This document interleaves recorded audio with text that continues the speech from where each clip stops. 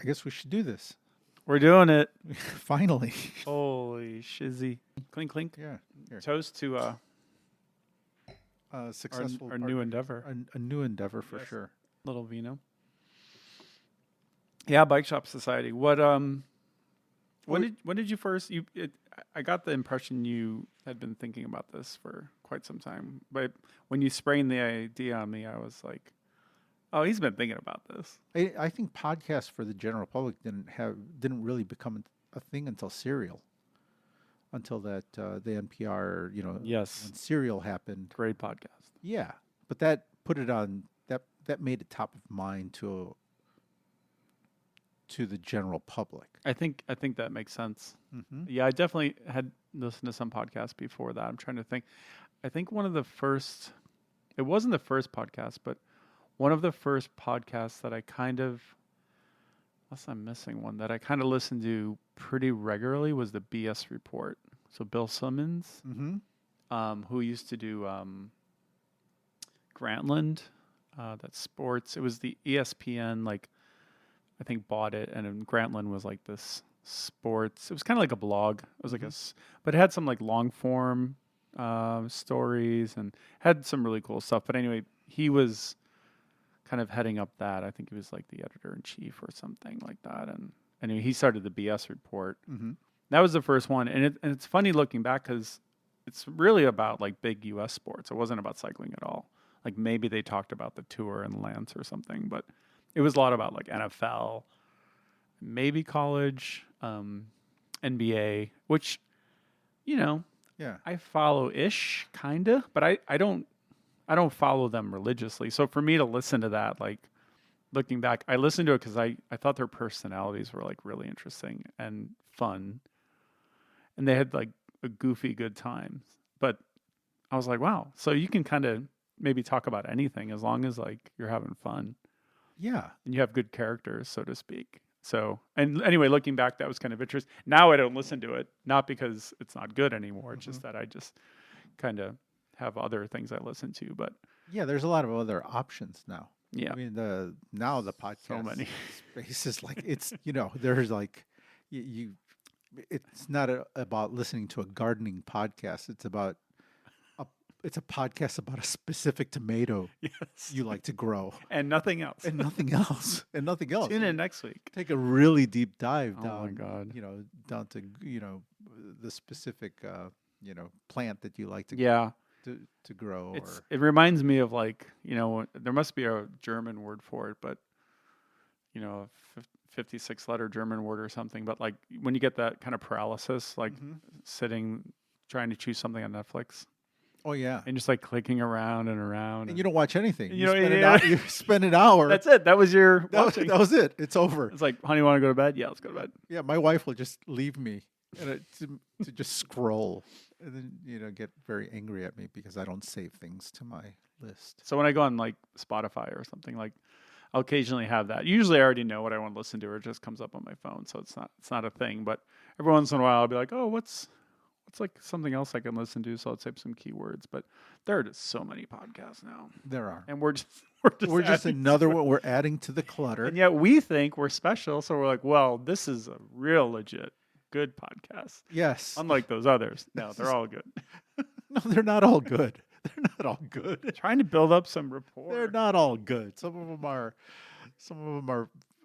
fairly mediocre. But it's actually putting this thing together, I admire anybody who's willing to throw one out there, and make it and do it, and who's got it together enough to get something posted on the internet. Yes. I mean, there's a bit of a process to getting one of these things up and running. Yes. And so just to get it that far, and has a lot of merit. Yeah. So, good for you if you're willing to do it. My biggest thing is just having a reason to do it. Time is tight, and there's guys that are out there that are doing it and they can afford to do it for fun. I just didn't have time to do this for no good reason. It just reminds me too, listening to you say all that, we're living in such an interesting time because you can find, you know, you can find podcasts, covering things that you didn't even know you were interested in. Mm-hmm. Like, you'll come across them like, wow, I had no idea I was really into XYZ. And there's like this amazing podcast about it. I don't know, just like the idea of like user generated content and like creators now, and whether it's YouTube or podcasts or I don't know, TikTok or whatever. It's like, it's such an interesting time. And like part of it too, for me, I know some people want to like, get rich and famous and Mm-hmm. whatever. But part of it for me too is like just finding like community, without sounding too corny, but like I think in some ways like having success would be like if we just have like some dedicated listeners who like tell us they love our show, they really resonate with what we're talking about, or they really dig it. Yeah, I don't know. For me, that's like, you know what I mean? Like that's kind of interesting. That's kind of cool. Like it's not about having 100,000 followers or 1 million followers or getting this or that or yeah, it seems like a lot of pressure. yeah. But it's just like you couldn't really do that before. Like maybe you would have like I don't know, what were the equivalents back then, like zines or a blog or Yeah, I don't know. I don't know. I guess I'm Yeah. just saying like it's kind of an interesting time. Like yeah, I listen to some podcasts and you kind of get the sense they'll probably never get much bigger, but they're really good and like you don't want to miss an episode. And for me, that's like kind of cool. It's like there's just like community in a sense. Yeah, and also, for me, maybe an opportunity to reconnect with some old friends. My so Bike Shop Society. Part of it is, I made a lot of friends working at bike shops over the years. I've spent almost 30 years working in bike shops since I was a kid. It's a long time. Yeah, I mean, not a lot of bike shops either. I mean, this is 3 bike shops really. Um, but everybody is scattered. Everyone is, they're the people that I have been able to keep up with, or at least keep tabs of. Most of them are out of the industry. Mm-hmm. There's really 3 ways out of a bike shop. There's 3 ways out, right? You got 3 ways out. You got 3 ways out.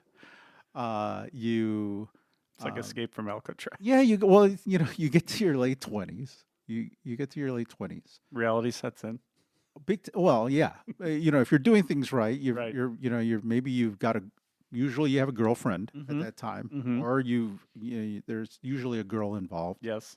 Some partner of some sort. A partner of some sort these days. Yes. But, back in the day, it was a girl, and she started looking at you a little weird. Like, she's like, come on, this is what really is this is it? This is what you're going to do? You're just going to go to the bike shop and fool around, goof around. You're going to with wear your friends? greasy like t-shirts all the time? Yeah. And, by that time, 27, 28, 29. Is that a sprocket tattoo? Yeah, things start getting, What is SRAM? Is by that a cult? Yeah. There's another free pair of socks. You're going to enter what? And so, Wait, there's, you shave your legs? there's getting a little pressure to like start tightening stuff up a little bit. Maybe you can buy some time by becoming the service manager or the buyer. Oh, I'm the buyer. verified error now. I order stuff. Oh, the buyer. It's capital Yeah, B. that's a really important job. You got to talk to the buyer. I got to order 2 cases of tubes tomorrow. And forgive the pun, but just the hub that bike shops are, Mm-hmm. in literal and figurative senses too. Like, I think we talked about this before off air, but Mhm. just this, everyone's on the internet all the time, and obviously, but like, how many IRL places do we still have? Because I don't think we're church going people. Mhm. I don't think I don't know. It's like how many places you have now where the pub, in Ireland, for example, Mm-hmm. is the public house. That's where you go, and you can drink if you want. But a lot of people, well, maybe not a lot, but some people don't drink there. They have lunch there. They have tea. They meet. They have their local groups. They meet there. They have business lunches. Like, it's a public place. Yeah. Anyway, for bike shops, for me, it's like it's always been kind of a hub.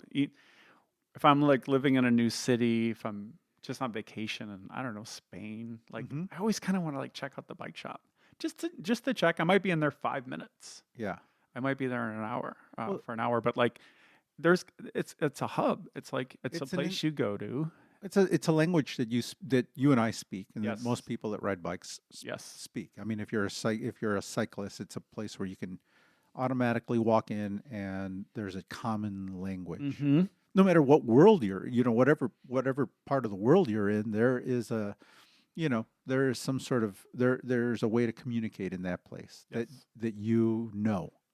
And Even if you don't know the language, like no, if it's a racing type bike shop, like uh-huh. there are going to be posters of Contador, Induran, like Yeah. whatever. Like you're going to understand, the bikes. Yeah. There are a lot of cognates. People understand certain, words. And it tends to be a pretty welcoming community, like whenever anybody walks into the shop and is from a foreign country Mhm. or from away, Mhm. from another part of the Right. country, there's a automatic need to help them or guide them Yes. or tell them, talk to them about the trails or, whatever it is, introduce them to our local, um, you know, paths or Yeah, or just like, hey, you trails. want some cold water for your water bottle, or do you want to know the cool loop around here? Yeah, I mean, I've had, we're located at the end um,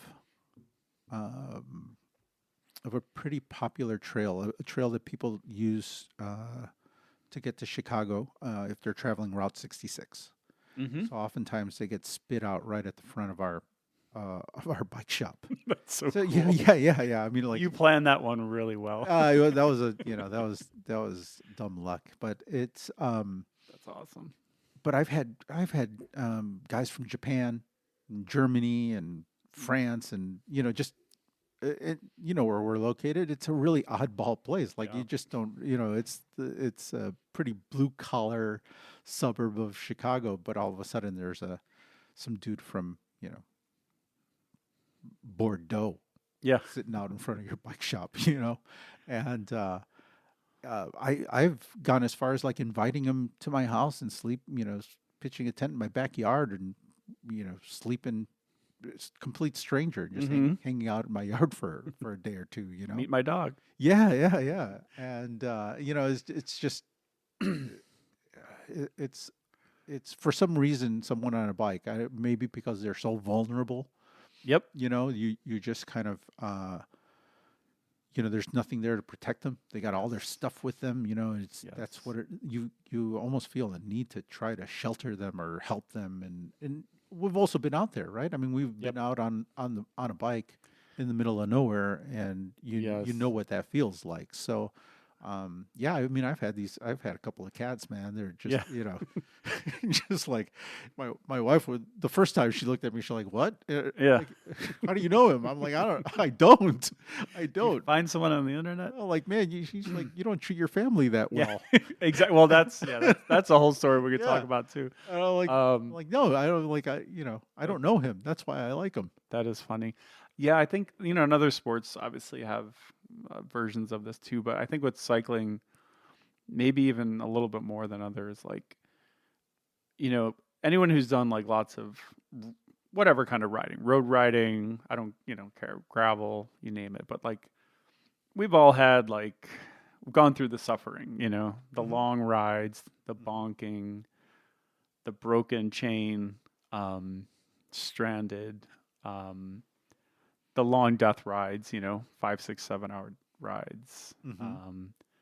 the hellish weather. I mean, that's just part of the sport. That's part of the spirit of it in some ways. Yeah. So I think there's always that, without sounding too corny, but I think there's something there. There's an understanding. There's like Oh, yeah. for lack of a better word, a bond. Oh, for sure. And so people, it's kind of like a handshake. It's kind of like, yeah.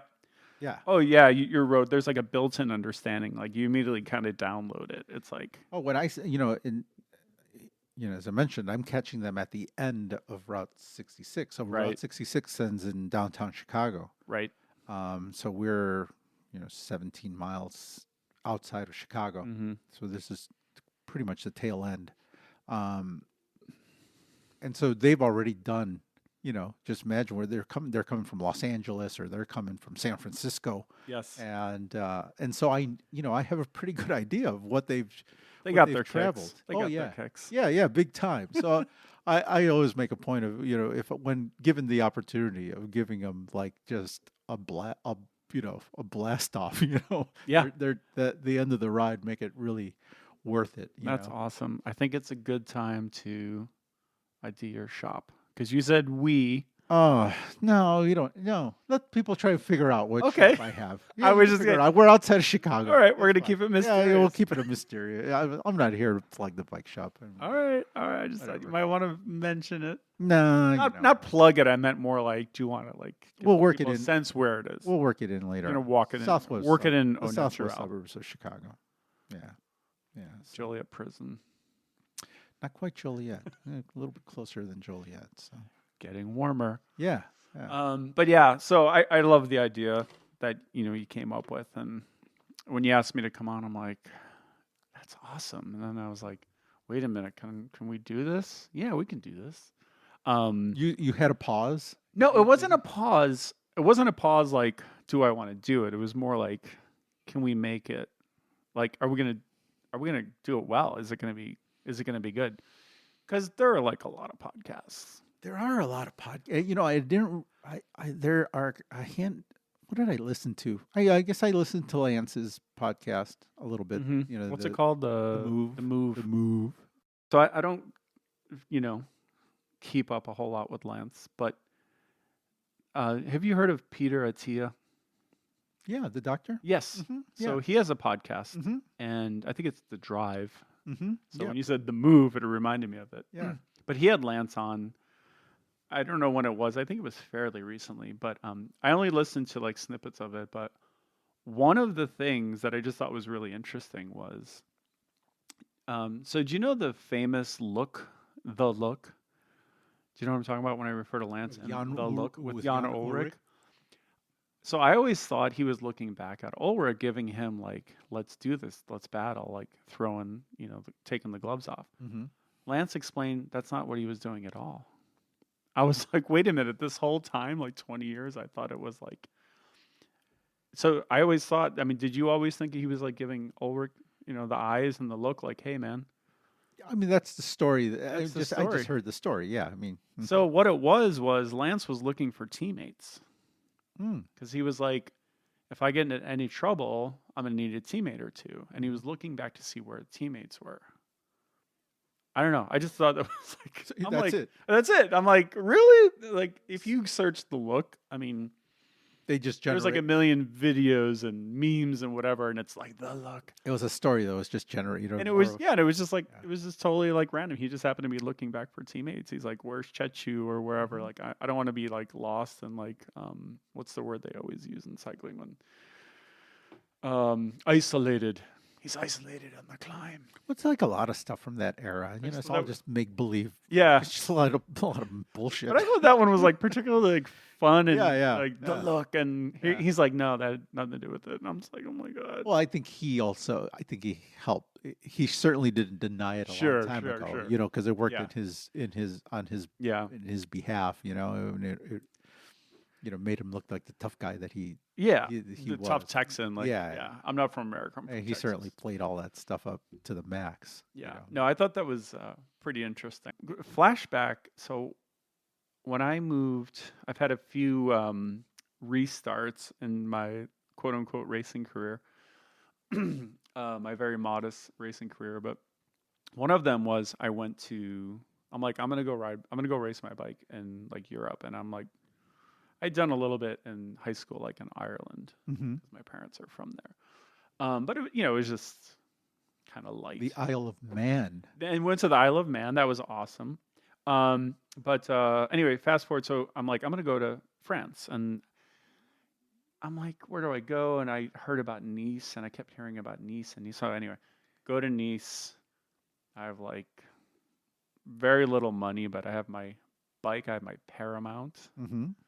And which was which was probably a very sweet bike It in was. Nice. Still got it. It was a nice bike in It had Nice. Shimano 600, a nice bike in Nice. Uh-huh. It had Shimano 600. It was definitely kind of beat up, and it got a lot of. It had a really shitty mixed wheel set. It was not a great spec'd out bike.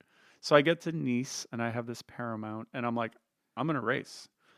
And I was actually saving up for like a more up to date racing bike, which I eventually got a giant TCR, which was super cool. But there I was, and I'm like, I'm gonna race, and got some part-time teaching work, and I was like getting into it. And then that first, was it 99 was my first and only proper full season racing, because I raced a little bit at the start of the next season, but 99 was the year I was like full on with a local team. You know, we're just amateur, of course. 99 was the year you were in 99, Nice? 99. Really, that late? Yeah. So Wow. that's when Lance won his first tour. In 99? Wait, am I mixing it up? I don't know. Yeah, 99, because I think he won, was it 99 through 2005? 2006? I don't know. So it was 99, Mhm. and I had a poster of Lance from Bicycling Magazine, and I actually had it on the back of the door of the room I rented in France, along with, a couple other posters. I was in my late 20s, so I was still doing the poster thing. But I had Lance on the wall, and I knew he lived somewhere around Nice, but I didn't know exactly where. And so first tour, I'm just looking this up really quick. Tour wins.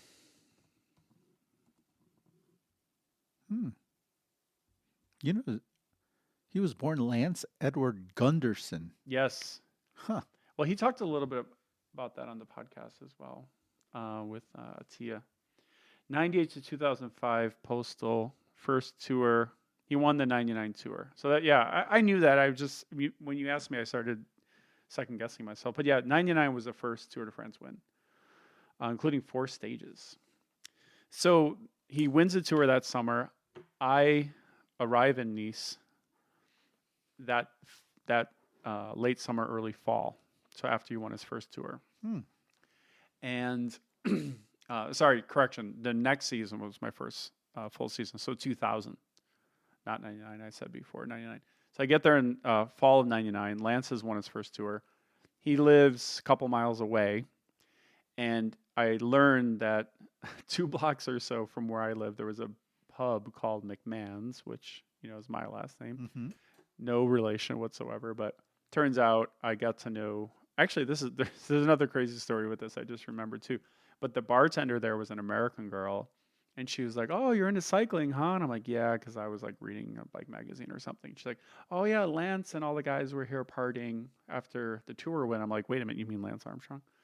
She's like, "Yeah, oh yeah, they come here and party. Like not a lot, but when they do, they come in and they like order all the drinks and they just have a big piss up." So I'm like, "Wow," so like that's kind of cool. And so that's where I was. And so that was like my intro to kind of like, because I'd known about Lance, of course, and the whole comeback thing, but I didn't really, I don't know, I guess I just didn't follow it very closely. I kind of like got out of cycling for a while. So when I came back, like there were just so many things happening. And in some ways, Lance kind of did inspire me. Mm-hmm. I'm not going to be like, one of those dudes, who look back and like, oh, I never believed in Lance, or I always knew. I'm not going to say that, but I definitely was inspired in some ways by what he was doing. I didn't really follow the sport, so I didn't know about the whispers and what eventually became loud outcry. Well, so that's weird because by 99, I was kind of out of the sport. I was working in a bike shop, so I knew, Were you in Chicago? I was in Chicago. A place called Cycle Smithy down in Chicago. And Yeah, I had stopped by then. I had already been not racing for 4 years or so, 3 or 4 years. I was just really once I hung up the bike, I was like, I took a cue from my European friends. Like they hung up the bike and never touched it again. Like just did not Cold. touch. Yeah, it's cold. Like one, you know, I had Almost heard. like you'll be cursed. Like, don't touch I that. had heard these stories, like I had just heard about these guys turning around on a ride and going home and hanging their bike on a hook and never touching their bike again. And I was Literally like, never touching it. and that's kind of what happened with me. I came back to I came back to the States. I was gonna I was gonna race one more year here, Mm, and it was like a spring training ride, and somebody tapped my rear wheel and I went down and fell. Nothing real serious, but yeah. enough to bloody me up a little bit. Yeah, yeah. And everybody stopped and was really nice and sorry and apologetic. And I'm like, it's okay. I'm just gonna ride home. And I rode home and I hung up my bike. And That was it. that was it. That was Wow. it. And so that was maybe 2005, 2006. And this was, it was a good 5 years before I even touched a bike again. Before I rode a bike. So wait, 2005. That's right Or around I'm sorry, 95. 95. I was going to say. 95, So that was like 96. right before Lance won his first. Yeah, like, so year I mean, I was like at the end of the Indurain Yep. rain. It was right at the start of the all the Festina stuff. It's when Yeah, I think that was 98. yeah, it's when all the doping really started blowing up. Like all that stuff had just gotten to the point where it was going berserk. Festina happened in Ireland of all places. Yeah, so Dublin. when I was in Europe in the early '90s, like doping was still like a thing where you could die. Right, right. Where people were dying. Yes. They were just starting to figure it out. The Dutch The kids blood would get so thick they Yeah. would have heart attacks 'cause in they the middle of the couldn't night. They'd process- get they'd get blood clots in their legs and stuff. unbelievable. And they were having heart attacks. The Dutch were having heart attacks. Yes. Like there Yep. was like a bunch of kids dying up Yep. in Holland Unbelievable. and it was the wild west of was. doping. They didn't know what they were doing, and the people giving them the dope didn't know what they were doing. no, because you Or could they go didn't care. you can go down to the pharmacy and buy the stuff. Yeah. So or I they mean, you didn't could care. just if you knew what stuff. I mean, there were people just walking down to the pharmacy. They'd kind of heard there were whispers like "do this," Depot. and they were doing it and they were overdoing it. They Yep. they didn't know what the recipe was yet. Right. Right. And so it was a pretty scary. It was still kind of a scary thing. 100%. Now, obviously it's been documented in many Yeah. media, but I still think The Secret Race, Mm-hmm. Tyler Hamilton. I Mhm. think that book was, the best read of all those books about that era. There have Yeah. been several, obviously. Vauders has a pretty good book out too, a couple years ago, I guess. But I always thought The Secret Race, if anyone's ever going to read any book about that era, That's the one. I was a page turner. He wrote it with, I forget the guy he wrote it with, but it's so well written. It's a real page turner. Yeah. But what I was trying to say about the whole Nice thing was like, yeah, when I got there, it was crazy because I was very realistic about my potential. Sure, but, sure. But I achieved my goal. I wanted to race a Uh-huh. lot on a local team Yeah. and race in France and race up these mountains. But it was also when Lance, he was the shit. He was the king. He won the tour in crazy dominant fashion, and then he won the next 6. Wow. So, and just the buzz around there, Yeah. and all these riders were down there. I didn't even realize. I knew it was, I'd read some magazines and, I guess I'd, seen some stuff online. It still was a little bit rough, Web 1.0 or something. Yeah. Some cycling news articles and stuff like that. But I'm like, when I got there, then I realized, oh, wait a second. This is like the epicenter or one of the centers of like European cycling. So everyone goes down there to train. Mhm. You have Nice Airport there, which is huge. They have easy access to the rest of Europe. All that kind of stuff comes into play for those guys. But you would see like Bobby Julich riding around in his Credit Agricole kit, and Vinokurov and the U.S. Postal guys, and you'd see the Once guys. But and there I am like riding around. I'm like this dude from Chicago riding like an old steel bike, and I'm like, it was when I look back, it was like make believe Yeah. almost. I'm like, Yeah.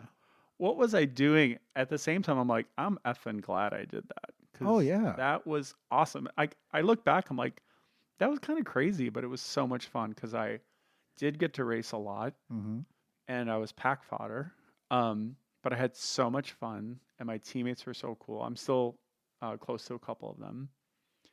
And but that that tied in with the Lance thing. Mm-hmm. Obviously it's a personal thing because obviously I wasn't professional and I had nothing to do with professional cycling at the time as a journalist or anything. But like in some ways, it was just so wild to be there for me trying to like get into the racing scene and then to be around other Americans who are obviously in a different world engaged and participating in like Mm-hmm. their big passion, road racing. Oh And, yeah. there's like obviously a whole like etiquette thing and there's a whole like way you go about yourself Mm-hmm. in like the peloton, even if you're just amateurs kind of like us. I think that goes like a long way, even the little things. Yeah, and I got there in the Le Mans era. So, Mm. Le Mans had just won in '89. I got there in '90. Did you get people saying Le Mans to you a lot? No. Oh, I lived in Pedro Delgado's hometown. Oh, So I went oh, to Segovia, So rivalry. I always Yeah. live in, everything was Perico Delgado. Mr. On Time. Oh, man. Oh, man, Um, yeah, that was '89 I when got we Le showed up. Mans one time, um, and I don't say it to flatter myself because I was a pretty mediocre cyclist, but it was really funny. I went to a race, my first race, and I got shelled very early. Um, but I had my license and I had a special little letter from USAC saying I could race in France. And I presented it, and So when you had to get permission from yes, it was. United I States. still have it. It's Really? it's so funny. It makes you feel so official. Uh-huh. Here I Yeah, am. yeah, Here yeah, I am, yeah. like this mid-range Cat 3, Yeah. and it's like Mr. McMahon From the has federal, yes. from the U.S. Cycling It's Federation like it's like the president signed it. in Colorado So funny. Springs. I'm like, Yeah, yeah. I have that I'm letter. like, yeah.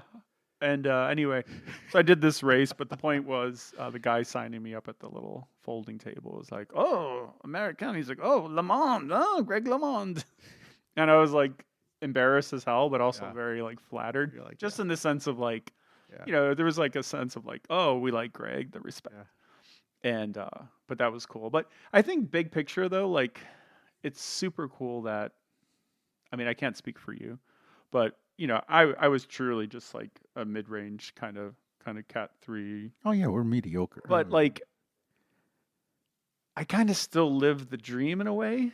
Obviously, Oh, I would have loved to have been good enough to be pro or something, but like in some ways I feel like I definitely still live the dream. Like I did it and I have all my own personal stories and the anecdotes and I remember reading Winning mm-hmm. magazine, like going to the shop and buying every single one they had. Yeah, Not for each edition, but like if they had the July, the August, yeah. whatever. And I would read those Oh, everything. multiple times. Yes, Like they were yes. dog-eared. Yep. And then you just fast forward to like, okay, there I am on the coast road along the Mediterranean. I'm going to take a left. I'm going to climb the Madone. I'm going to go ride in the foothills of the Alps, and I'll do a long ride over to San Remo. Uh-huh. I was just like literally pinching myself. I would get home. I would literally be like sitting on my bed like, am I really doing this? Isn't this like what I saw in the magazines? And Well, and it was so unbelievable. I think that is, yeah, it was good and it was good and I mean it was all good, but the only downside of it is that Coming home. I thought my life was going to be like that the rest. I thought it was going to be like that the rest of my life. Like my cycling, my cycling. I was never that disillusioned. My cycling life became, it started off so awesome. Mhm. Like I was riding through, bike castles and cobble roads and in the mountains. Put a baguette in your jersey pocket. Yeah, Or you were in Spain, so what's the equivalent? Do they? No, oh yeah, they eat a lot of. Yeah, they eat bread as much as the French and everybody else. Yeah, I mean it's just bread is holy there. Like Oh yeah. in Spain. Oh yeah, for Oh, sure. yeah, I mean like you better not. There were a couple of times where I was supposed to bring bread, and I show up with. Oh. I forgot to bring the bread. Whoa, whoa! That is like, you want to get disowned, Oh man. That is something. man. Yeah, bread was. There was a little. So like by the evening, most places were out of bread. Like, Oh, you know, right, right, right. by You had to know the schedule. yeah, by 9 or 10 Yep. o'clock at night, like, a place would be a bar, Yep. like a place that maybe wasn't a restaurant, and Right. even some restaurants, but for the most, like a bar would be out of bread. And there was a place that I used to stop in because I lived at like a boarding home. But I would stop in there and maybe grab a little bite to eat before I went Mm-hmm. up into my lonely A little room. hamon. Yeah, something. And What do they call those little bocadillo. bocadillo? What's the tapas? The little sandwiches. Something with a P. Pincho? Pincho. A pincho. Those the little. Is that more Basque country? Yeah, pinchos. I mean, a pincho. You can say pincho in Madrid, but a pincho is more common up north, I guess. Gotcha. Mm-hmm. Thank you for that. Not tapa. I'm gonna learn pincho. so much cool Spanish. Well, wait till we go there. Wait till we go there. Oh, We love a Spain. lot of good excuses. I've been there twice, but I want to go with you because I think I'll see the real Spain then. Yeah, you probably see some parts that you Yeah. you haven't seen. So it is cool though. Like you had that experience, I had that experience, and I mean, it just if I'd never had that experience, I mean, you wouldn't know that you didn't have it, so you wouldn't know what you missed, right? But like, if you had some way of knowing, if you follow me, like Mm-hmm. I can't imagine not having that experience because it was so. I think I was there less than 2 years, but I arrived at Nice Airport. I didn't even have a proper bike bag. I had a bike box. Mm-hmm. Maybe I got it from Cycle Smithy. I don't remember. Yeah. Got it from somewhere, and I had some really basic kit, and I had very little money. And I have a picture somewhere, but I have a picture of the room that I rented for the first 2 weeks. Mm-hmm. And I'm not Michael Jordan, but literally, if I stretch my arms out side to side, my quote unquote wingspan, I could touch the walls. That's how wide it was. Yeah. I mean, people joke about shoebox apartments. This Uh-huh. was a shoebox. And that's with your bike inside there. That was my and all bike in your there. other- So yeah. the way it worked was it was a little bed, and if I got up and I wanted to like walk to the corner where they had a little sink, like cup, a little dish, coffee cup. There was like a single hot plate, a little kettle. But if I wanted to walk around, I had to take the bike and put it in the hallway. That's how small it was. So when I was kind of done with that and I wanted to go out like on foot, I'd put the bike back in. So that's how small it was. I was only there 2 weeks, and this isn't like a hard luck story, but it was just like, Yeah. I was kind of like Well, yeah. doing it. Yeah, It was yeah. great. It worked out. Although the whole place smelled like smoke, like people had been smoking there for nonstop for 100 years. Yeah. That wasn't very pleasant as like an aspiring cyclist, because I'd meet up with people and they'd be like, "Oh, have you been smoking, Daniel?" I'm like, "No, I don't smoke. No, It's just this place I'm at right now." Yeah. Anyway, but the whole dream, just being there and doing it, even though I was just, Cat 3 fodder, but Yeah, you didn't- so much fun. you didn't need much back in those days. Oh. You didn't need much, man. And the crazy thing was, granted, I was younger, but I rode too much. Uh-huh. I got too skinny. I lost a lot of power. Yeah. Whatever power I had, I kind of lost. So I was able to go up mountains pretty well. Not like lead group, but like Mhm. I was maybe in the top third of a group in a race, maybe. But I lost a lot of power. Mm-hmm. And so on the flats, winds, like normally that'd be where I can excel because I'm taller. Mm-hmm. And I think I can ride those, having spent a lot of time in Illinois, DeKalb, riding in the cornfields, Yeah. understanding winds and echelons and putting people in the gutter. But my point is, I rode so much because it was so damn beautiful living there and riding bikes there. All you wanted to do was be outside. Obviously, the weather was insane. Yeah, it's not like you had a beautiful apartment you were living in, so outside was it. No, I know. Believe me. Literally. Yeah, you were always outside. Home was to read and fall asleep, Yeah. and get up, and then you get out. Yeah, me too. I'd go home to sleep. And then the rest of the day I was out. I mean, I'd go ride, I'd come home, I'd change, and then I'd get back out into the street and then, spend most of the day at the bike shop or around the bike Yes. shop, back to the apartment, sleep, and then do it again, I see what you did there, Joe. You brought it all back to the bike shop from when we Yeah. started this chat. Yeah. Nice job. Thank you. Thank you. But the bike shop does. And there was another bike shop. Yeah. So this is the bike shop in Spain. There So you when, go. when I got to, when I arrived in Segovia, Remind me geographically, where is Segovia in center of Spain? Spain. It's in the center. Yeah, it's about an hour and a half north of Madrid in a car. Is it like hilly, mountainous, flat mix? What's it It's on kind of known for? Yeah, it's on so if you head north of Madrid, it's like a big mesa. Okay. Kind of farmland and Mhm. pretty flat. But if you go south of Madrid south towards Madrid, you have the mountains there. It's usually a lot of times they're the final mountain stages of the Vuelta a España Mm-hmm. in that area. Awesome. It's where Contador trains a lot, or used to do a lot of his training in that area.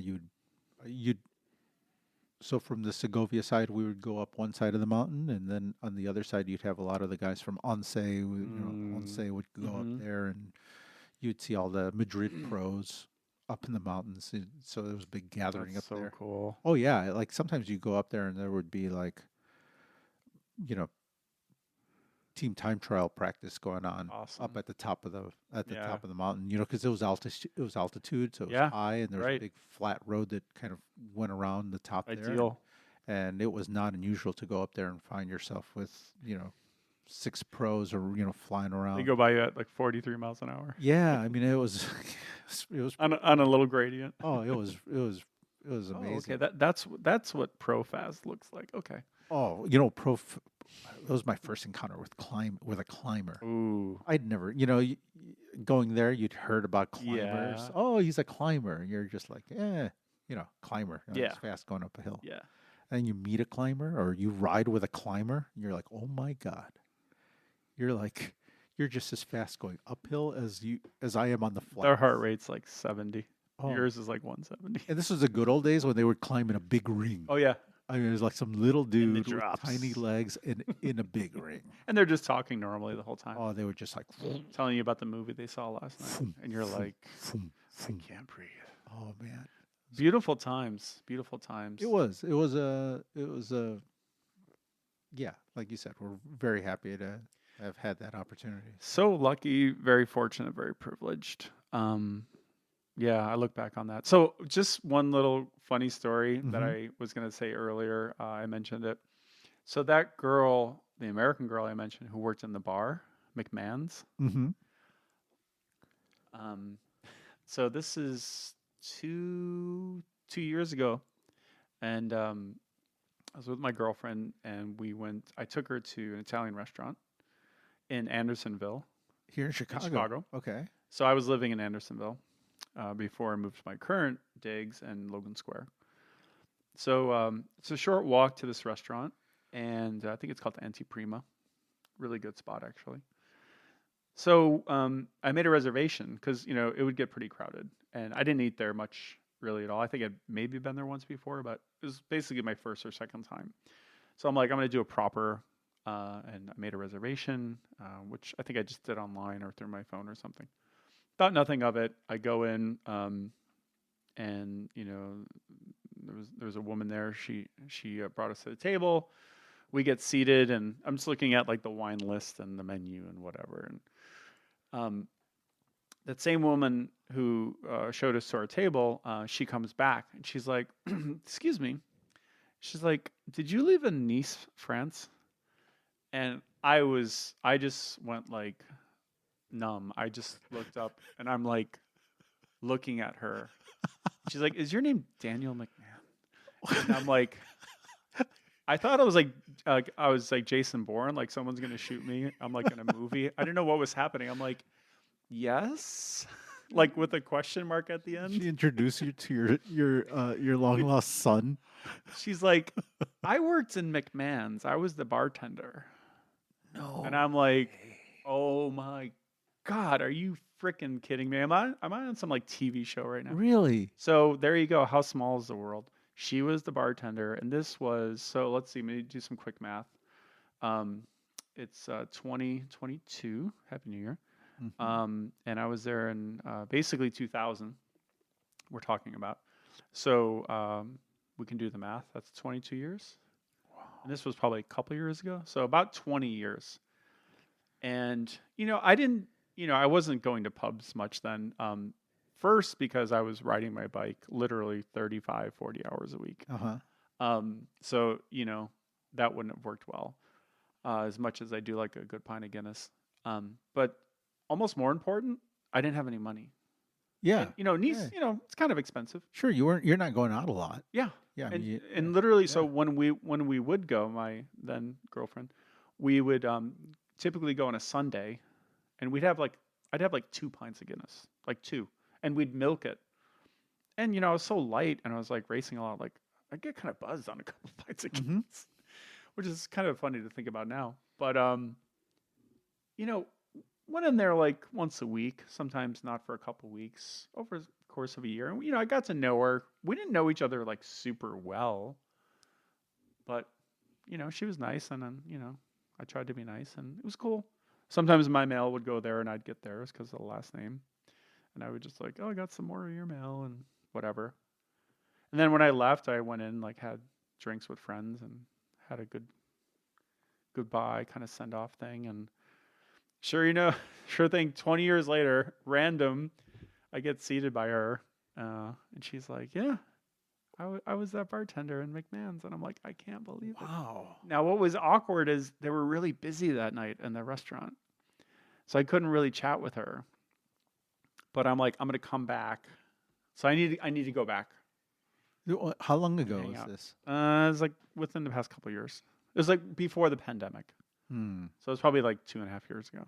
Yeah, you should find out if she's well. Man, restaurants got hit, so Well, that's the thing. I think I'm 99% sure they're still there. might But be able to track it anyway, down. for me, what a bizarre. Yeah, that seems like some sort of a weird sign or And something. what was weird is like we're sitting in like they have this little nook which is like in the corner back of the Uh-huh. bar, and Wow. so Annie. she opened with, "Did you live in Nice?" And I'm like, And you're with So- your girlfriend, right? so there, yeah, there you go. And I was, and I was also trying to. My girlfriend was joking. She's like, "Is there something you need to tell me?" I'm like, "No." But anyway, so that was nice. But yeah, Wow. so cool to have those experiences. And Yeah. you had yours in Spain, and yeah, it's so wild. It'll be kind of surreal and kind of trippy if we both go back and like together. Like we should ride bikes. I should show you some of the roads. Well, I really want, I did a big um I arrived there in 1990, so in 2020, right pre-pandemic. So right before the pandemic hit, like a week before lockdown. Is Here. this when you were painting that fence and the pros are riding by? You told me about that. Yeah, this was in Alicante. Alicante. I just like to say that. Alicante. Alicante. I went back to visit my old coach in the bike shop I used to hang Oh, I out think you with. told me this story. Yeah, yeah. So I That was mean, a cute story. yeah. So I went back to visit him on the day 30 Unannounced. unannounced. 30 days, 30 years to the day that I first walked into his bike shop. Oh my I god. walked into his bike shop again. Right? I like walked in. I hadn't seen him in a while. And he happened to be there. He was. He could have easily not been there. It's Europe, Danny. Things don't change there. He 40 years later, could it's have still had the like same a bad people. stomach that morning and not It show coulda- up. He it could have ver- been on vacation. Very, very well could have, but wasn't. Luckily, he was there. You're right, you though. know, It's Europe. like, Shit doesn't change. I mean, shit you doesn't- go it back, just- it's going to be the same. it's exactly the same. Same bartender. Same. Yes. Like, they're like a lot. I mean, that's the one thing that I love about, especially in small town Spain. Like there are less things that change. There's certainly things have Obviously, changed yeah, quite yeah. a bit, but man, that has stayed consistent. His sons are now running the place. Kids that I knew when they were 5 years old. I love 6 years that. old. I love that. And And his now bike his- shop is thriving. Yeah, now his sons are running the bike shop. That And is so cool. so I went to visit him, um, and Good thing you didn't give him a heart attack. Oh, yeah, it was great. It was great. Um, Was it like exactly what you were hoping? Like you walked in and you made eye contact and he's like, well, it was even better than that because I Jose. I call him every year. I Oh, I phone him every year to the day. like a tradition. Traditionally, I've been calling him every year. What's his name? Carlos Melero. Carlos Mera. That's a He great raced name. he raced for Cass. Oh, he was a pro. Oh yeah, he I was a think I pro missed that. during the Eddie Merckx Oh, years and jeez. They had the yellow with the blue, right? yeah, yeah, yeah. Oh, Oh, he was on the classic Sean Cass. Kelly was on that, right? Later on in his career, yeah, in the late '80s, mid late '80s, Yeah. he raced with Cass and um, Carlos he did the '72 Olympics, so he raced in the '72 Olympics, and then he raced during the Merckx era. So he's kind of a 1 in a million DNA sample. I mean, he's got the genetics. Yeah, yeah, yeah. And Merckx wanted him on his team. Ah, Merckx tried to jeez. lure him out of Spain for many years. That's something nice to put on your LinkedIn, right? Yeah, he's like, yeah, Merckx wanted me. He asked me to join the team many times. I don't But want to brag, but yeah, he's like, I'm not leaving Spain. have you heard of the cannibal? He's like, I don't want to leave Spain. He's like, Oh, that's that was back in the day when you didn't really race for your country. yes. You race with a Spanish. If you're Spanish, you Your race. trade on a team was Spanish like team. a national team. Yeah, I mean, you didn't really Like in the sense, like you were loyal and you were you just didn't leave your country. right. At that time, it wasn't until the '80s where people started Aren't the racing. Spanish teams still a little bit like that? Like La- Movistar, aren't they? I mean, they're still have. I know they have. Heavily I Spanish. know they have foreign nationals. Yeah. but they're still very Spanish. Oh, Unlike yeah. Sky, they have some Brits, but like Mhm. they have a whole mix. And Yeah. a lot of other trade teams, they have teams from all over, riders from all over. But isn't it still kind of true that the Spanish have kind of kept that Heavily Spanish. heavily Spanish? Yeah, I mean they certainly. And if do. they do have other riders, they're probably from Colombia, like Nairo. No, I'm not necessarily because they've always had like Cass had Sean Kelly. But I mean, yeah, but like You know. pretty few though. Yeah, a few. Yeah, Okay. I mean a few would make it into the Spanish team. You can blow this theory out of the water if it's wrong. A couple of Germans. This was and just stuff. a sense. Well, I mean, what I'm talking about is like in the '70s and into the '80s, where those teams were like a Spanish team was primarily a Spanish team. Maybe Yes. there'd be a German guy. So when they go to the Olympics, it's actually just changed kit. Like you're Um, probably riding with a lot of the same guys. yeah, Matthew Hermans or Yes, somebody like yeah. that would be on Yeah. a Spanish team. Token Yeah, guy yeah. from wherever. Yeah, there'd be like one guy. Someone in marketing's like, I think we need someone Yeah. from Ireland. Yeah, there would always be one guy who figured out Yes. that the weather was really nice in Spain, or got himself a girlfriend down Hopefully, there could or speak a a little wife. Spanish. Yep, it would come down and get on a Spanish team. But otherwise, it used to be pretty insular. And then in the mid '80s, everything kind of went berserk. Like Delgado went to Yeah. race for PDM, and Oh, it was like things started going a little. blasphemy. Mm-hmm. Yeah, yeah, There that- you go. yeah. We'll have to do a whole episode on your relationship with Pedro Delgado. With the whole Spanish armada. Oh, there's so much. By the way, have you watched the Netflix Movistar season? Yes, the docs? documentary. I started the second one Uh-huh. recently. Okay. I really liked the first one. Yeah. I happen to be quite a fan of some of those riders. I like them. I know Nairo's not with them anymore, but Mhm. I thought it was kind of cool when he was with them, and I know it didn't go very well. Yeah. But I don't know. Something about Movistar. They have some. Well, they've been around for. I mean, it's been the same. That was that core. team. It's like essentially it It's was the Reynolds. it that's was the the old Reynolds. team. Mm-hmm. It wasn't it Benesto Mm-hmm. and not Once. That was a different. No, Uh, Once was another one. That was a different strain, so to Yeah. speak. It's a whole different team. Whole Manolo different size. Mm-hmm. With Olano and Jalabert, all those cats. Yeah, yeah, and Alex Zula. Alex Zula. I mean, you know what? Once was. Well, he went to Benesto eventually too, though, right? Mhm. Yep. So he did both. Yeah. Yeah. He was the crossover boy. I mean, they were one of the most forward-thinking teams. They were really, really high on technological. They kits and TT bikes They and pushed the envelope when it came to a lot of that stuff. You know, they were the first team to start changing bikes at the bottom of the hill. You know, oh, they were swapping. They rode Klein aluminum I bikes. have to say I hate that though. I hate Yeah. swapping bikes. No, I know, but you know, they were kind of at the forefront of all that Yeah. aerodynamic technology No, and I take your point. shaving a little bit of, you know, like incremental gains and all that kind of stuff. Marginal gains. Yeah, yeah, yeah. They were really big on all of that stuff. You So know, they were like Sky before Sky. they were, they were. You know, in their Ingenious. training and you know Yeah. a lot of they pushed the you know they pushed all the science in Hmm. sport side of it more than anybody, more than any other team at that time. You know. It's such a great sport. Yeah, it is. There's so much, and you could say this about other sports to some extent too, but I feel with cycling, I don't know, it's like, it's not about the bike. Oh, it's the least. I As mean, yeah. as it was once famously written across a book. But seriously, like,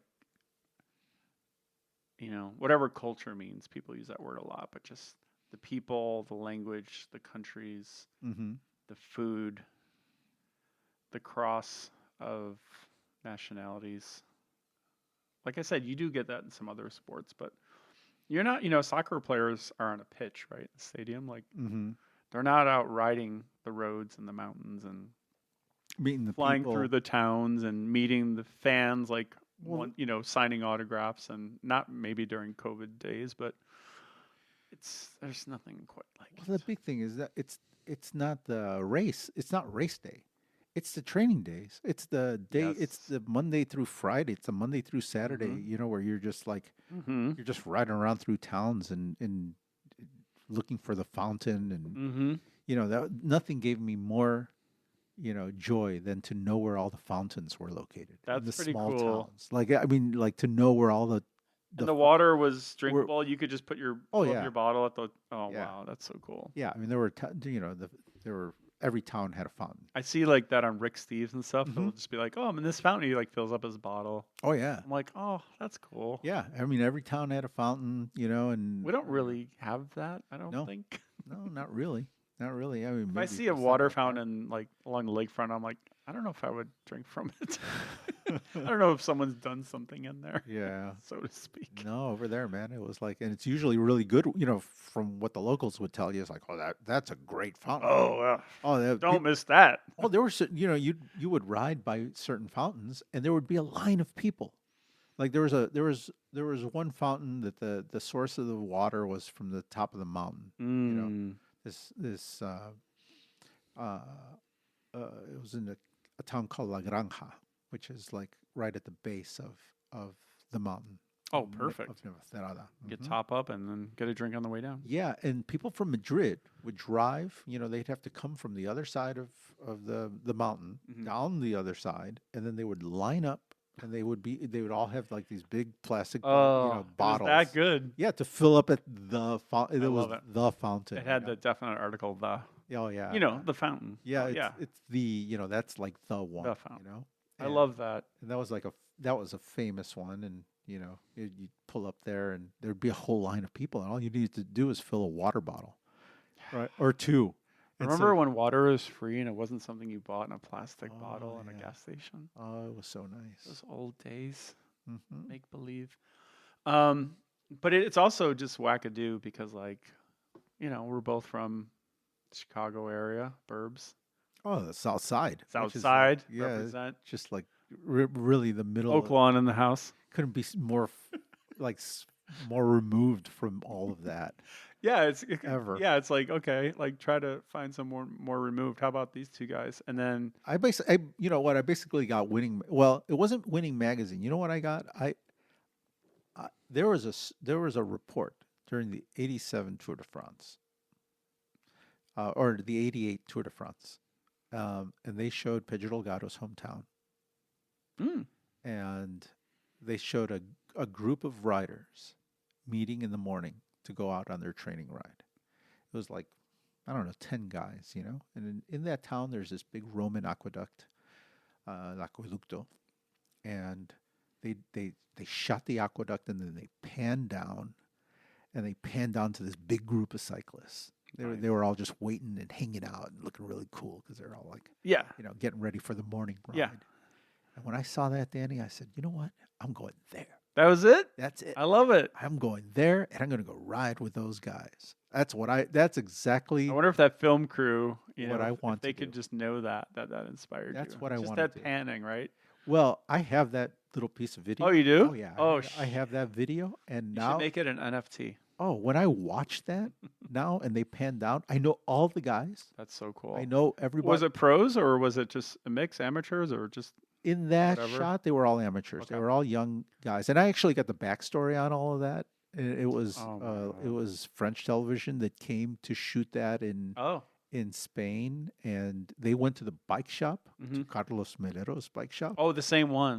They went to his shop looking for cyclists, and he arranged to send the local clubs down there to make sure that they were down there at that time, so Awesome. that they could do that shoot with the television, with French television. That's awesome. And yeah, and I All ended comes back to the bike shop. Oh yeah, I ended up meeting all those guys are all my friends. I stayed at one of the guys' houses when I was there last, and we're still tight to this day. And That is so cool that you remember the very specific moment. oh yeah, that was it. The That's it. moment, capital M. I saw that. I was like, that is it. That is it. Like Lance that's had the look, Uh-huh. which we know wasn't real, it. Yeah. and you had the moment. But that's really, really cool. You know what? I had raced crits here in Chicago. Of So course. I had raced a little bit like the year before. I had started Tour of racing here. Illinois. Yeah, I don't. Were they even? They weren't even doing the tour of Illinois then. I don't think that was I don't know if that was. It Actually a wasn't. thing. I just threw that out there. But I There don't know is if a you- tour of I know. Illinois. I don't know if you remember this, Joe, but you and I did one of the Tour of Illinois races Yeah, somewhere in some farm race. with, somewhere, I right? think, Gene Doherty, my buddy from NIU. Okay. I believe he was there. Was it? It was up north somewhere. It was definitely farmland. Sterling, Illinois. It could or have been somewhere up there. It right? could have been. I know it was maybe even toward Rockford. Yeah. I'm drawing a blank. I can probably find it if I really Uh-huh. dig. But you and I did this pancake flat. Yeah. It was just like go up there, take a right, go Yeah. like 10 miles, take a right. It was like Yeah. the most basic. Like don't get hit by a tractor Yeah. or a John Deere or something.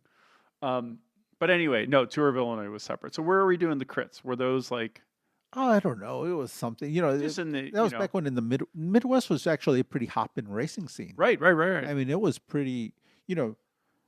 All of all the stuff that ended up happening in Europe came out of the Midwest. It came out of Turin. Like the bike shop that I worked for at that time, Turin, was a lot of the guys that went through the 7-Eleven team started or Yes, raced for yes. the Turin team. Yes. And so like back in those days, if you wanted to race bikes and you lived in Chicago, Yes, you went to Turin was that was the place. yeah, it was. The I pro mean, shop. it was more than it was a pro shop, but it also had a team Yeah. that had a national profile. Like that's arguably international Yes, profile. yes. So if that's it. If you wanted to race bikes, that was the I love place. that because you worked there and you have this knowledge. I don't know much about it, but Uh-huh. everything I probably know is from you. But all I knew about it was kind of like a hallowed place. Turin. Yeah, it had Yeah. like this mystique, and it was like I was kind of intimidated to go. It wasn't an intimidating bike Like, shop. It was a it was, racer yeah. boy. It was a Like I racer. was just like, people are gonna look down on me. Like Uh-huh. I'm just a schmuck. I'm riding this like Schwinn Tempo. It's Yeah. got toe clips. Yeah. I looked like a dork. I'm like, I'm not gonna go in there. But I was like, that's no. But I do remember.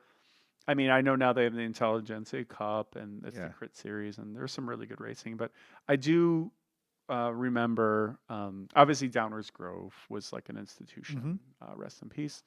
Yeah, there was Super Week up in Wisconsin. Super Week as well, So Super Week was huge. of course. I mean, Super Week you would get like Dutch pros and some European Yes. pros that would come over just to do. Get some money. They would, more than get some money to stay fit because Was they it? weren't racing the tour. Oh, okay. So they'd get a month of racing in. They Fast racing too. they'd meet American girls. farm girls up in Oh Wisconsin. yeah, You there you know, go. yeah. I mean those guys all look really. They were all very Exotic. oh super. I have a picture of some guys from the Dutch national team. You know, We talking mullets here? What do we got here? they had a little bit, but they had the Adidas Adilettes, and they had their tracksuits on, and they're Yes. sitting like on a And curb. there's a group of them. They look like a boy Oh, band. there's two of them. They're like one's looking one way, like really uninterested, and then there's the other guy who's just kind of like Yeah, just yeah. staring, Just staring kind of ambiguous. aloof Yeah, or whatever. trying not to make eye contact with I mean, me it's kind of like while I take every a picture. reminds me of American Flyers or Mhm. something. Just like the Europeans were always like snooty or Yeah, just yeah. so exotic, or some of those ski movies, the Yeah. spoof movies.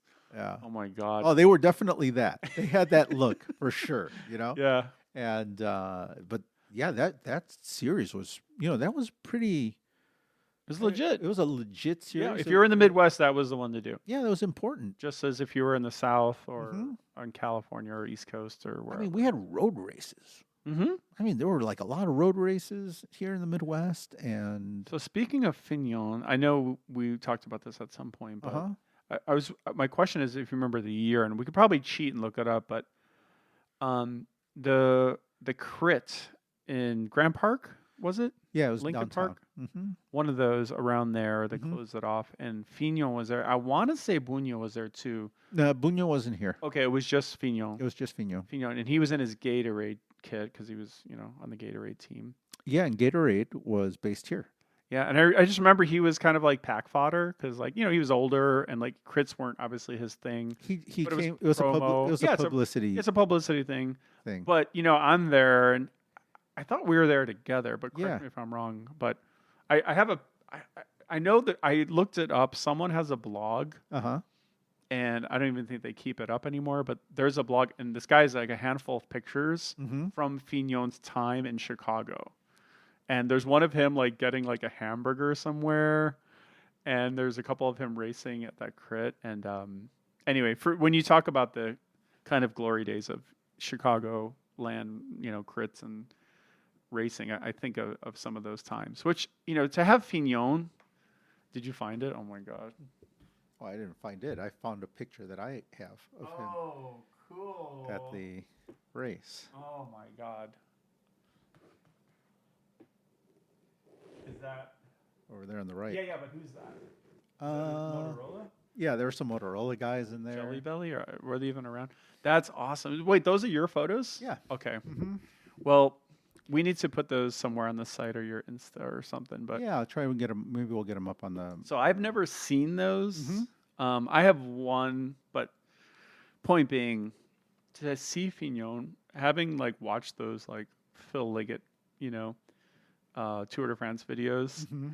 like Le Mans versus Fignon versus Hino, and then just racing in the Alps in his gold Mm-hmm. mane, just blowing in the wind. And he's like in Chicago racing crits.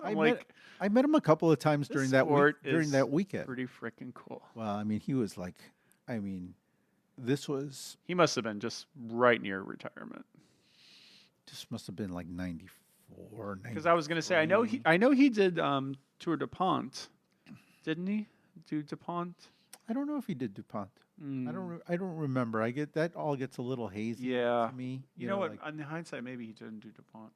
I know that the only reason he came here to do the Chicago one was because Gatorade was Publicity, based. yeah. It was a publicity thing, Yeah. and Gatorade was part of Kraft at the time, and Yeah. I think Kraft was here and So did you get to kind of chat with him a little bit, or a little what? bit. Yeah, he signed a photo that I have. Awesome. From, I had met him at. I mean, met him. Yeah, sure. At the Worlds in Spain. You got to breathe the same air as Le Professor. Yeah, I'd snap a couple of pictures of him.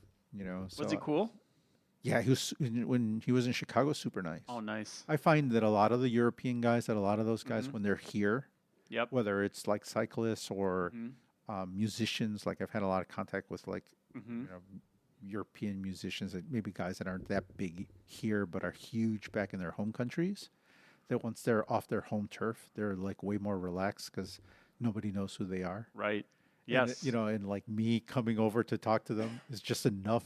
Right. Where they're happy to Yes. talk, Yes. or like not they're it's Yes. like, oh, it's just one autograph. It's not like 1,000 people rushing me. It's just this nerd But they still love that someone kind of still appreciates knows. who they are. Oh yeah, like a guy from Yeah. there knows him I'm not some rando. and is super respect and is trembling. Yeah, yeah. Right, because it's like I. Oh my God. Yeah, I mean, yeah, Fino to me was always he was always a pretty Chicago has a really cat. interesting history with cycling. Oh yeah, Obviously going back to Major Taylor and just so much history. But and then I know you had the Soldier Field series. yeah. I mean, I promoted some races. I always associated you with that. Like Yeah, I thought I thought of it. I'm like, Joe is the Soldier Field series.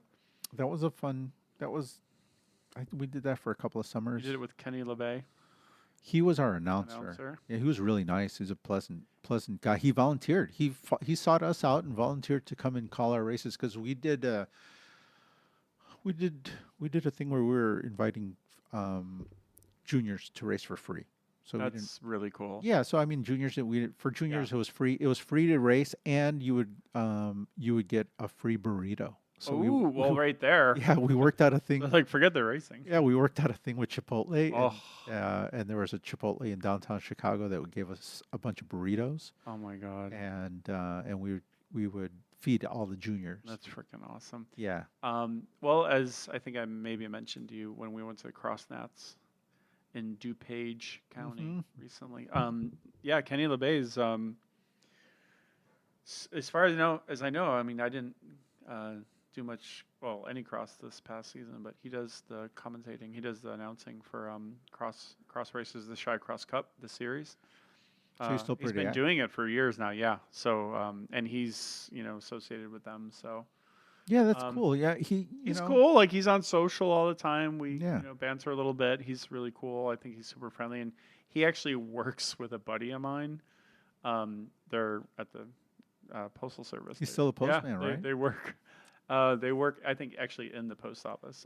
U.S. Postal Team, and Isn't that crazy? Yeah. Yeah. And so there were a couple of stories about him that the postman Yes. who raced bike racer Yes. on the postal team, right? And it was just funny how it came about because the mutual friend is Tom, and Tom I've known for, I don't know, 20 years, maybe 15, 20 years.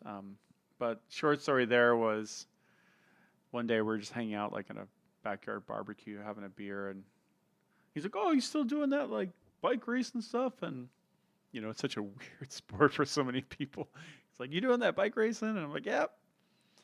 He's like, "Yeah, I worked with this guy. He I guess he was like a pretty good bike racer." I'm like, "Oh, that's cool." He's like, "Yeah, he was probably pro for a while or something, and he was on like postal." I'm like, "Wait, what? What are you talking about?" He's like, "Yeah, his name's Kenny." I'm like, "Kenny?" It's like Kenny LeBay, and I'm like, "Kenny LeBay? Wait, you work with Kenny LeBay?" So I'm like on Google, just double checking that it's the same person. Yeah. Because I hadn't like heard the name in a long time. Mm-hmm. Sure enough, yeah, I work with Kenny LeBay. Wow. I'm like, you like literally? He's like, yeah, we worked all day together, which was just small world. But yeah, he's still in the bike racing thing, which I think is really cool. And he clearly really enjoys it. He does all the announcing, and I did some cross racing past few seasons. Yeah, he was working crowd control and doing stuff at behind the scenes stuff. Yeah, over at the normally races, since right? that was national level, obviously they kind of have their own like crew, whatever. Yeah, their own operation. But normally, like anything local, regional, like he'd be the guy. So I was just gonna say I was doing a little bit of racing last couple seasons, and part of the fun was just like knowing Kenny was gonna kind of be there, like announcing. Like it was just he's such a character, and he's out there. It's like 20 degrees. We're on like was it Pheasant Run? Wow. They had some races there. Uh-huh. I think it closed down. But just like winds blowing at like 40 miles an hour, and it's like 20 degrees, and you're just like racing around this field, and there's like frozen ruts. And there's Kenny, like he's at the mic. He's got his hot chocolate. People bringing him donuts, and he's just like announcing, making it fun. Everyone's in their cars, like trying to stay warm. It's kind of cool. He makes it fun. Oh, that's good. And he's got that pedigree, that history. Yeah, yeah. Well, we should talk to him. Maybe we'll Oh, I have think him on he the would. show or I something. think he would love to come on, and God, he's gonna have stories. Work out all the kinks, and He's you're got able to call somebody and talk to him. he's got amazing stories. Oh, I'm sure he does. I'm sure he So does. much of that with cycling. Yeah, so that's hopefully what we can get into with this show. I mean, we know a lot of we've met a lot of people just because we've been in and around this sport um, and these bike shops for a long time. So it's inevitable that you meet some people along the way and collect a few stories, and it's maybe just a time to start recording some of them so they don't get lost. I think that's I think that's one of my big reasons for doing this, is maybe just to get these things recorded. Oral history. Yeah. I 100% agree. I think Yeah. that's great. I think it's noble. I think it's important because we take it for granted. It's easy to joke about it, but literally, where are these stories going to be in 10, 20, 30 Well, years? it's Like, the only. they won't be there. It's really one of the only reasons I opened. I mean, it's one of the main reasons I opened the bike shop. Excuse Is what I almost felt an obligation to, to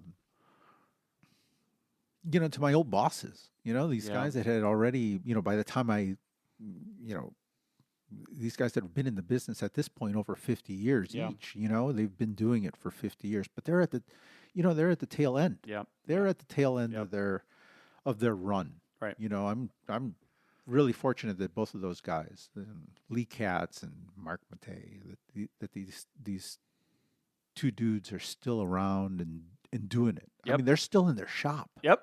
Like they still go to Oh, their yeah. bike shop and They're, work in they're their. lighting up their Instagram. They still go work in their bike shop. And they're cool as hell. Yeah, you yeah. know? Those guys. They're characters. They're interesting. Both of them. People. Both of They're them very unique very interesting. characters. And But I think having all this down in some way, shape, or form is great. And even if we get some folks on here tell us some of their stories, the Kenny LeBays, yeah, just I mean, even some of the people that are just the Frankie Andrews, he's not too far away in Michigan, et cetera, et cetera. I think it's super cool. One thing, that I think is neat to explore is, and I think this is kind of what you were saying, digging in a little bit into some of this history. And I know we kind of talked kind of sporadically, I guess, tonight about the various kinds of history and the stories we have. But I think there are a lot of really cool chapters in that history that I don't know if they really exist anywhere. Maybe on some random blogs. I don't know of any real like book form, if you know what I'm saying, or documentary form of, for example, like Chicago racing, at least from the era we were kind of talking a lot about, like maybe the 90s. No, I mean, the only people that I know that know about that stuff is people that I did it. Right. That were alongside Right. me at that Right. time. And or, you and me and all the other folks who were at yeah, those if we run into races. guys our age Yeah. and we run into them, Yeah. and then there's a handful of stories, and Right. and that, but that's it. It doesn't really, That's we were analog. Yep. We're pre-digital. We were, which I'm very thankful for. Yeah, I mean, we were the analog years, so I mean, we didn't have cameras in our, we weren't walking around with cameras and posting Instagrams and videos on YouTube, and none of our stuff was really recorded. You weren't blowing up TikTok yet? No, not yet. Although, I, as you know, I've been looking for photos and stuff, and so I kind of looked at my what would have been my Instagram reel, and There you go. I have a really good one. Well, the cool thing is you could put them stuff. up still. I can Throwback Thursdays. a little bit, yeah. But yeah, no, the bigger point though, I think it's a really good one. I think getting some folks on and just hearing their stories and just letting them talk. Kenny LeBays, the Frank Andrews, just all these folks, folks like us too. Maybe, was it Chris Waskevich? Yeah. Wasco? Folks like that. I mean, that would be so cool. Yeah, I mean, Chris is, I know he's a little removed, so to speak, but I'm yeah. sure you could get him on the phone, maybe. I don't know. Oh, Wasco? Yeah.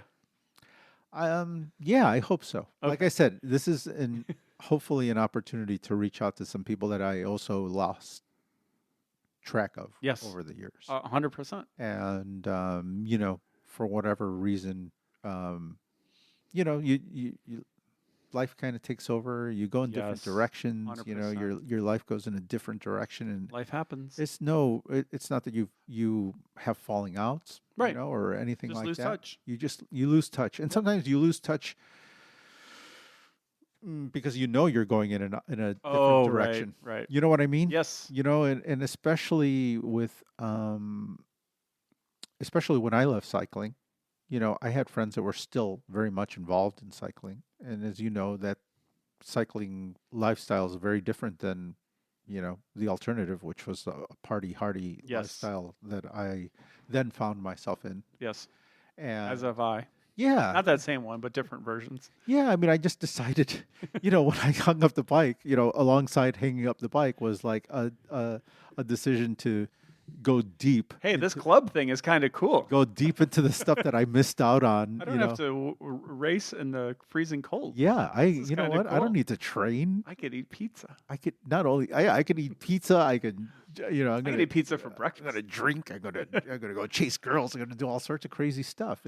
And you know, for sure, I did it. Don't you have know, to shave my legs. No chamois cream. maybe the chamois cream just because I like how it feels for fun. Keep it all smooth. I there. swear I knew you were going there. You know, You still shave your legs, don't you? I don't. I don't have to. You don't have to. You're not one of those like. I don't hairy have, no, I'm hairies, yeah. not. I'm. You know, I'm not. I'm in the middle. I'm not like super hairy, but I definitely grow enough hair.